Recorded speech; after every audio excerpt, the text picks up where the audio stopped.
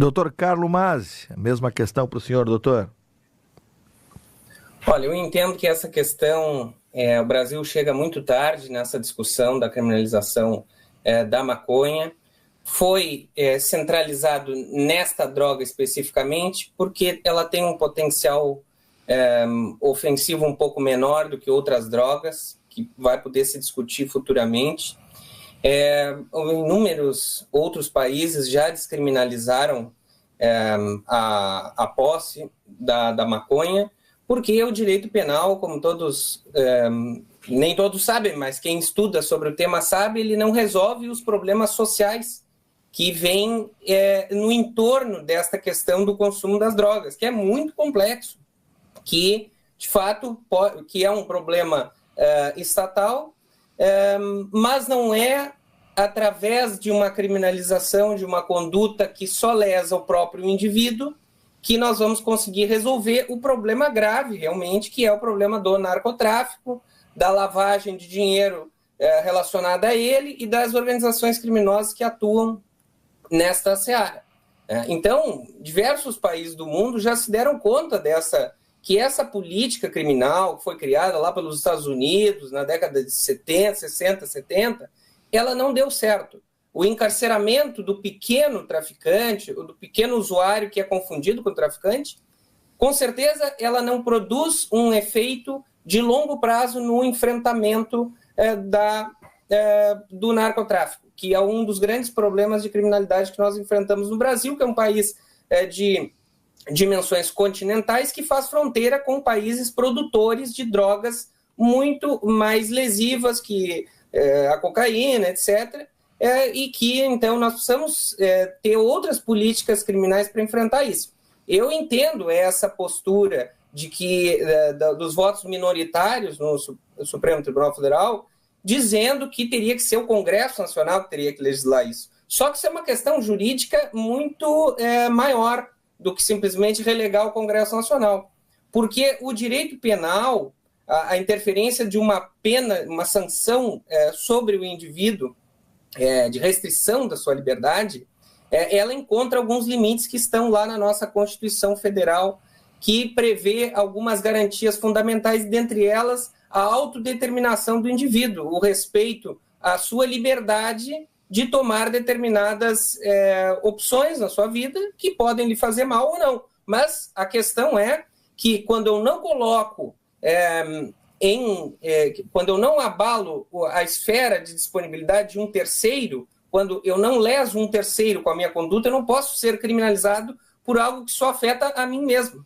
Né? Então, a criminalização da posse de droga para consumo pessoal, ela era uma intervenção do Estado sobre o indivíduo numa esfera que é legítima dele próprio decidir do que é melhor ou não para a sua vida, como ele faz, como nós podemos fazer com outras drogas. Então, essa é uma questão de natureza constitucional. E, portanto, mesmo que haja uma lei ou mesmo uma emenda constitucional que trate a respeito disso, é altamente questionável se nós vamos poder, com uma alteração legislativa, passar por cima desses direitos fundamentais do indivíduo, do direito à decisão dele sobre consumir ou não drogas. Que eu entendo que a droga é uma coisa ruim. Obviamente eu não sou a favor de drogas. Só que o indivíduo tem que poder ter a autodeterminação dele de decidir se ele quer ou não.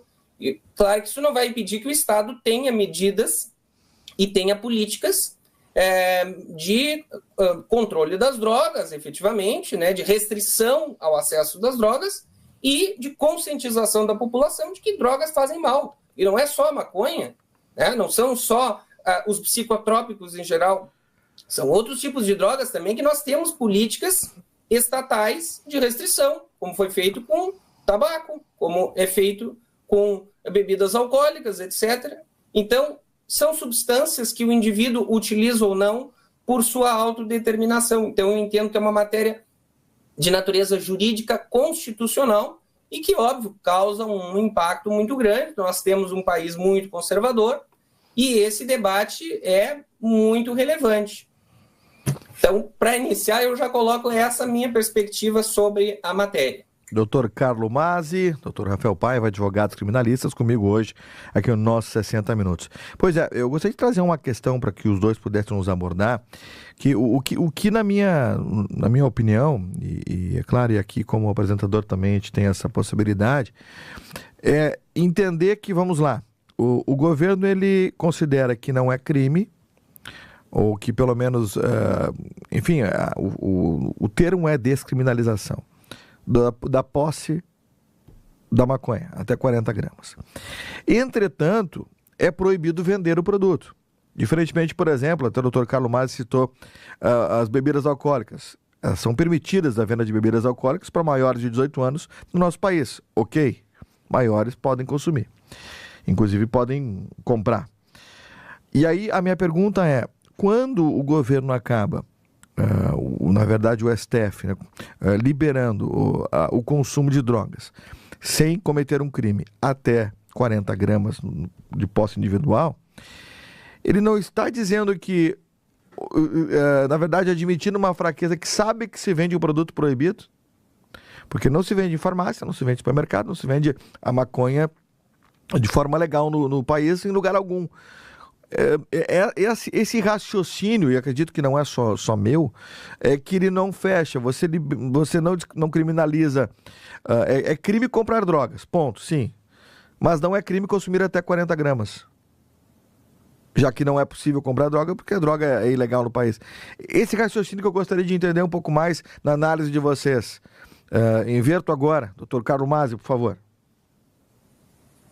Bom, aí entra uma distinção importante dessa decisão do STF, que é o seguinte: a descriminalização apenas retira os efeitos penais daquela conduta, né? Que é da conduta lá de adquirir, guardar, ter em depósito, transportar ou trazer consigo para consumo pessoal a substância psicoativa cannabis-sativa, né?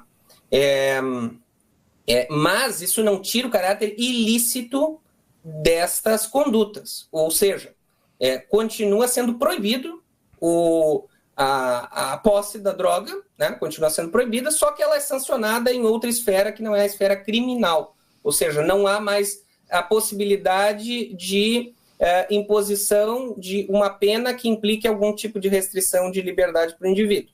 Importante nós dizermos que já desde 2006, né, já tínhamos uma lei que não permitia, que despenalizou, né, a posse de drogas no Brasil, né? Então já não era mais possível ser preso por portar droga para consumo pessoal no Brasil desde 2006. Entretanto, havia um procedimento de natureza criminal que poderia, se a pessoa não aceitasse as outras medidas despenalizadoras que existem na legislação brasileira, poderia resultar uma condenação de natureza criminal, levando a uma reincidência, etc. O indivíduo era condenado criminalmente por aquela conduta. Hoje não existe mais isso, a partir da decisão do STF, e esta conduta ela é um ilícito de natureza administrativa. Então ela será tratada numa outra esfera, cujo procedimento ainda não existe, portanto, ainda vai para o que nós chamamos dos juizados especiais criminais, onde lá as únicas sanções que podem existir até então para essa conduta de portar droga é uma advertência sobre os efeitos da droga e uma medida socioeducativa de comparecimento a um programa de curso educativo sobre drogas, né? E na esfera administrativa, a apreensão da droga, né? Ou seja, se uma pessoa hoje for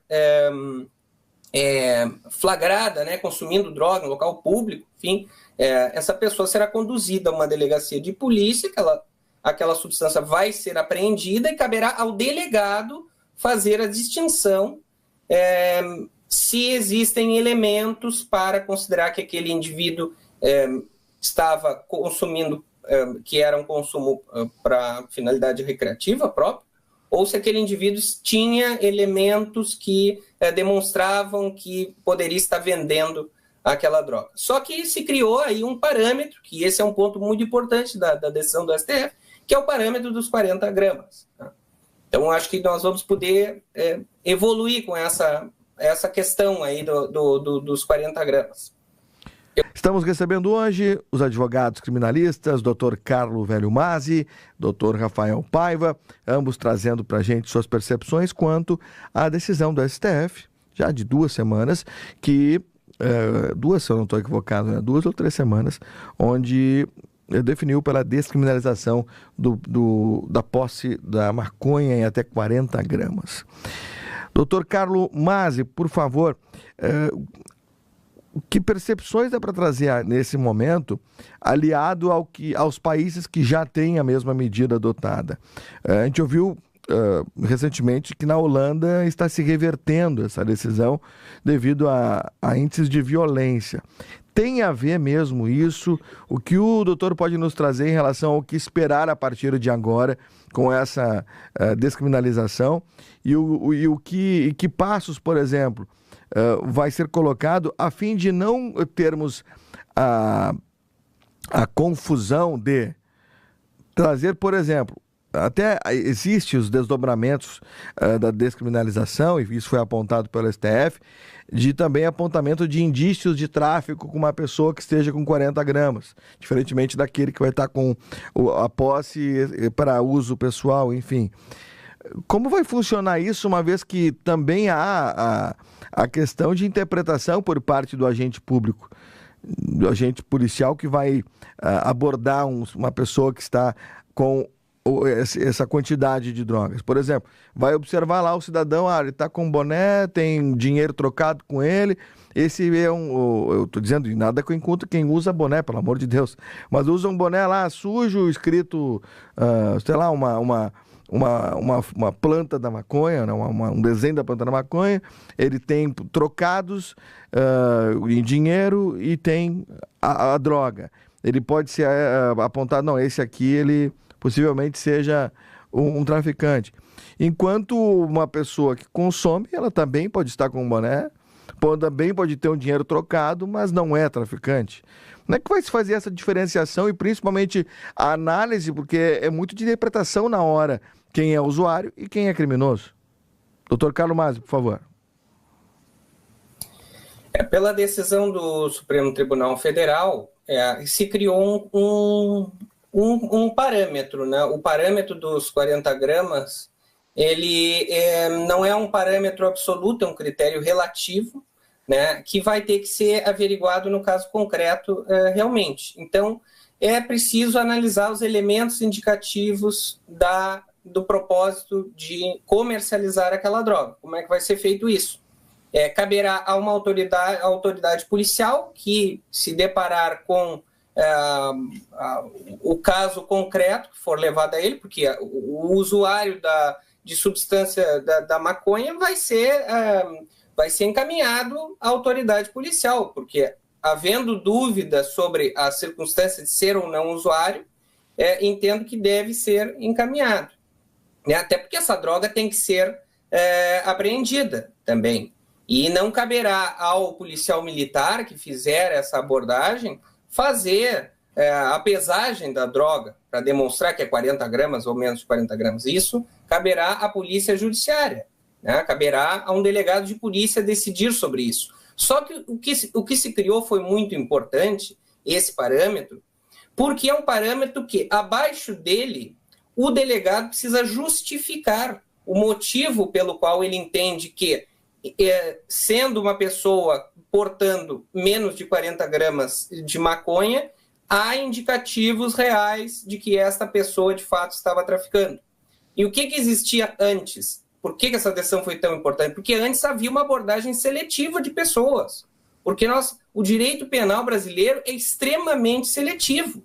Nós temos que verificar que as pesquisas apontam que a quantidade de droga para pessoas brancas de classe média alta e com escolaridade era uma quantidade mais alta do que em relação a pessoas negras, analfabetas, né, sem instrução, com baixas condições de escolaridade, enfim, de condições socioeconômicas. Estas pessoas sempre foram os preferenciais do sistema penal. Não que elas não vão continuar sendo, eu acredito que não é isso que vai mudar a cultura dos agentes policiais que vão influenciar. Só que vai criar mais uma barreira. Vai criar mais uma barreira, que é o fato de que o delegado precisa trazer elementos que não digam respeito só a circunstâncias subjetivas do indivíduo.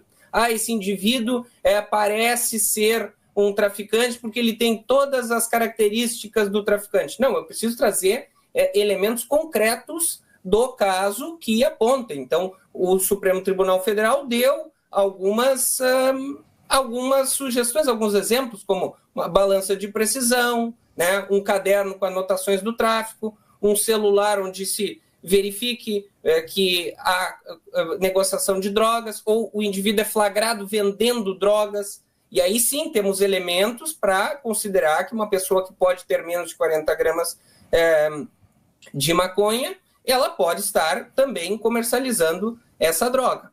Só que, com esta justificativa do delegado, cria-se a possibilidade de um juiz revisar estes fundamentos. E aí sim vem uma garantia muito grande para o indivíduo, que é a possibilidade de um juiz de direito dar uma palavra final sobre o fato de ser destinado a uso pessoal ou ser destinado à mercancia, né? Então, isso sim foi um avanço muito grande, né? Não sei se vai representar, nós vamos ter que ver na prática como isso vai impactar ou não, né, nas abordagens policiais, etc. Hoje o Brasil é a terceira população carcerária do mundo, e o tráfico de drogas ele é um dos crimes que mais representa pessoas encarceradas no nosso país. Então, assim, realmente é preciso que certamente vai haver algum impacto que nós vamos ter que ver na prática nos próximos anos, né, nos próximos meses, anos, enquanto o Congresso Nacional efetivamente não legisla sobre a matéria, o que não se sabe quando vai acontecer ou não. Mas não existem também estudos, eu desconheço estudos que relacionem a descriminalização do porte de drogas com aumento efetivo de criminalidade. Não existe uma ligação direta disso, né? Porque a criminalidade organizada, o narcotráfico, ele vai continuar existindo com a legalização ou não das drogas. Claro que o Estado, com efetiva legalização, ele pode ter um controle maior sobre isso. Só que o tráfico sempre vai continuar existindo porque ele é uma conduta inerente ao mundo criminoso, né? E as organizações criminosas, elas migram de atividades criminosas conforme as brechas da lei, né? Então, o colega falou que não tinha conhecimento de outras cortes, mas nós tivemos na Argentina, nós tivemos na Colômbia aqui, só para falar de países próximos, cortes constitucionais que descriminalizaram o uso sem isso passar pelo legislativo daqueles países, porque esta conduta ela não pode ser criminalizada. Há um impedimento de ordem constitucional na criminalização de uma conduta que só lesa o próprio indivíduo, não lesa um terceiro. Isso é o princípio da lesividade no direito penal, ela tem que afetar um bem jurídico de terceiro, tem que ter uma vítima, que pode ser uma vítima identificável, ou a coletividade. Então, eu vejo como um avanço essa decisão do STF no sentido de criar mais barreiras para impedir uma abordagem seletiva das pessoas que podem ou não estar cometendo tráfico de drogas, que essa sim é uma conduta que não há dúvida que tem que continuar sendo punida. Doutor Carlos Velho Mas, obrigado, doutor. Doutor Rafael Paiva, a mesma questão para o senhor, por favor. Bom, com relação à questão da quantidade, eu concordo com o meu colega, concordo que é um critério importante a ser estabelecido. Não concordo com a quantidade que foi estabelecida de 40 gramas, acho que 40 gramas é uma quantidade bastante razoável. Se você pegar uma balança de precisão e ver lá quanto que pesam 40 gramas, né? Maconha é uma droga, um entorpecente bastante leve, né? Então 40 drogas representa uma quantidade bastante considerável de droga. Mas eu também entendo que esse tipo de indicação de quantidade, ela é importante. Eu acho que foi importante na medida em que traz um critério um pouco mais objetivo. Deixando bem claro para todo mundo que está aqui nos ouvindo que não é um critério 100% garantido, né? O doutor mencionou isso, só quero deixar aqui mais claro de que é possível que você seja pego com 20 gramas de maconha e seja imputado a você um crime de tráfico de drogas. Claro que, conforme o doutor Carlos bem pontuou, o delegado responsável pela sua prisão vai ter uma dificuldade argumentativa ali um pouco maior, vai ter que demonstrar de uma forma mais cabal a presença de elementos de traficância, mas não impede, tá bom? Da mesma forma, é possível também que o indivíduo com mais de 40 gramas, também, no caso concreto, não seja considerado um traficante. Então, acho que isso traz um critério importante, um critério que vai ser utilizado e que, nesse ponto, eu concordo. Não concordo com a quantidade. Acho que a quantidade é bastante elevada. E lembrando também que essa descriminalização, ela é exclusivamente para a maconha, né? Deixando bem claro aqui que não vale para cocaína, êxtase e outros entorpecentes também bastante encontrados aí no mercado, digamos assim, tá bom? Mas esse ponto eu concordo. Com relação à experiência de outros países, eu acho que países como a Colômbia, a Argentina, não tem uma experiência muito bacana para demonstrar para a gente, né?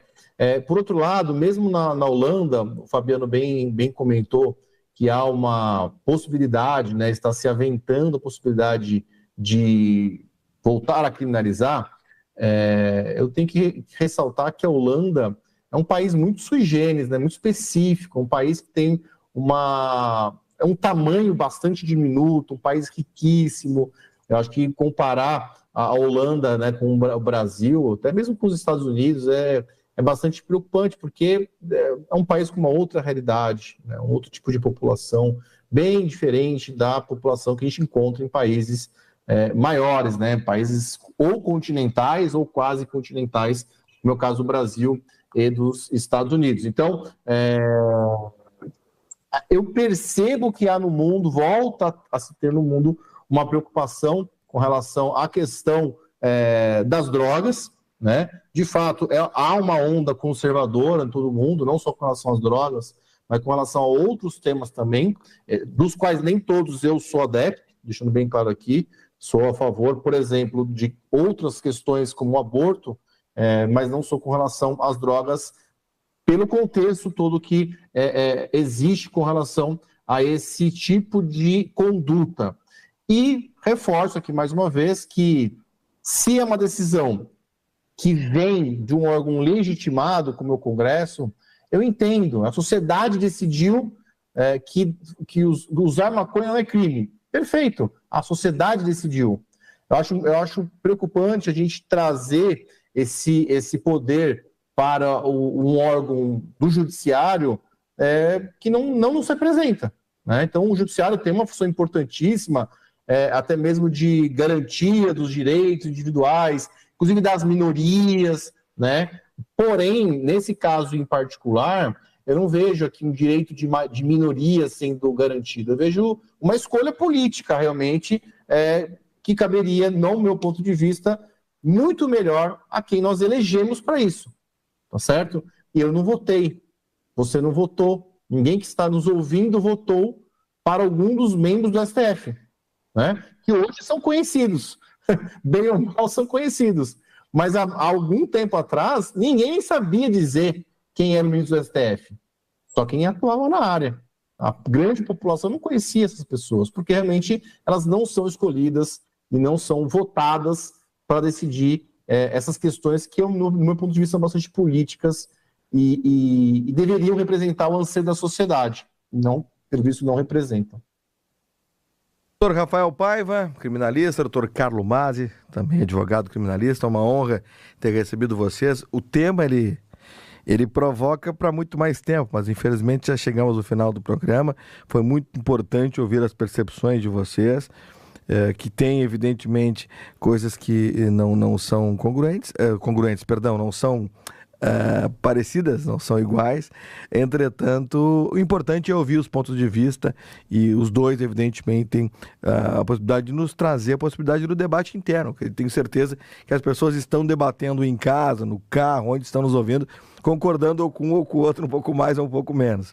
Mas o mais importante é isso, é a democracia, o lado do jornalismo, de trazer justamente os dois lados, as duas percepções, e que nós tenhamos o melhor para o nosso país, sem dúvida alguma. Doutor Carlo Velho Masi, uma honra sempre conversar com um amigo. Seja sempre muito bem-vindo. Vamos combinar numa próxima também presencialmente aqui nos nossos estúdios. Um abraço. Um abraço também à doutora Mariana Camargo, sua sócia, que esteve conosco também aqui no Manhã Bandeirantes. Um grande abraço. Muito obrigado, Fabiano. Foi um grande prazer. É uma honra estar aqui debatendo esse tema. Estamos sempre à disposição aí para trazer alguns esclarecimentos para o público. Grande abraço e uma boa noite. Obrigado, doutor. Grande abraço. Doutor Rafael Paiva, muito obrigado pelo carinho da presença. Também fique sempre convidado quando vier a Porto Alegre para que esteja conosco aqui nos nossos estúdios para conversarmos importantes pontos de vista de ambos. E eu tenho certeza que o nosso ouvinte é quem saiu ganhando com tudo isso. Aliás, quem está ouvindo agora e pegou no final, temos um debate sobre a questão da descriminalização do porte da maconha, e que no YouTube vai ficar à disposição para você assistir a hora que você quiser. Muito obrigado, doutor Rafael Paiva. Muito obrigado. Fabiano, muito obrigado. Foi um prazer debater esse tema importantíssimo. Quero agradecer aqui ao meu colega, o doutor Carlo, que apesar de nós termos posições um pouco diferentes, nós conseguimos manter um debate aqui de alto nível, e sempre ressaltando as pessoas que se debatem ideias, posições, e nunca é um debate pessoal onde um se coloca contra o outro. Então, quero agradecer aqui ao doutor Carlo pelo debate de alto nível, e me colocar à disposição sempre que vocês precisarem. Boa noite. Boa noite. Obrigado, doutor. Um grande abraço.